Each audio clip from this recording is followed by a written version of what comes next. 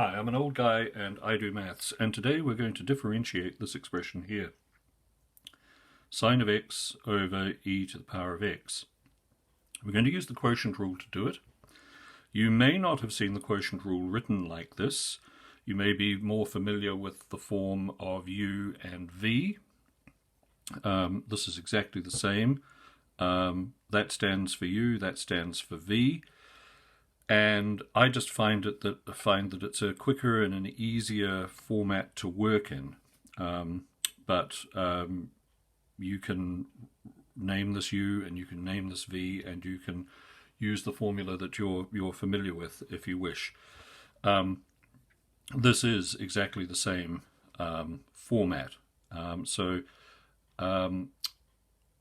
How do we read this? Well, it's the derivative of this function here times this function here minus the derivative of this function times this function all over this function squared.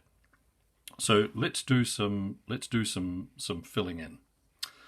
Okay, so when we get to fill this in, what we wind up with is the derivative of f, which is dy dx sine x, times e to the x, which is g, minus dy dx e to the x, times sine of x, which is f, all over g squared, which is e to the x squared, or e to x, however you wish to write that.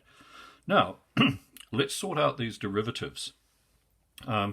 So I've got these here. The derivative of sine of x is cos x, and the derivative of e to the x is e to the x. Now the reason for that is that in order to find the derivative of this, we take the derivative of this and we multiply it by this. So we wind up, in this case, the derivative of x is 1, so it's 1 times e to the x, which is e to the x.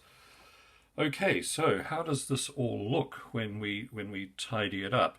So I'll just get my next sheet of paper and show you exactly what this looks like. So we have the derivative of f times g minus the derivative of g times f all over g squared. Now we can tidy this up a little bit because, as you'll notice, we have e to the x up here multiplying each of these expressions here. So when we tidy this up, what we get is cos x minus sine x all over e to the x, and that is the derivative of that expression there, and that is how you do it. Okay, well, thank you very much for watching. I hope you found this useful and interesting, and maybe a slightly faster way of using the quotient rule. Anyway, if you did find it useful, please like and subscribe, and I'll see you next time. Bye.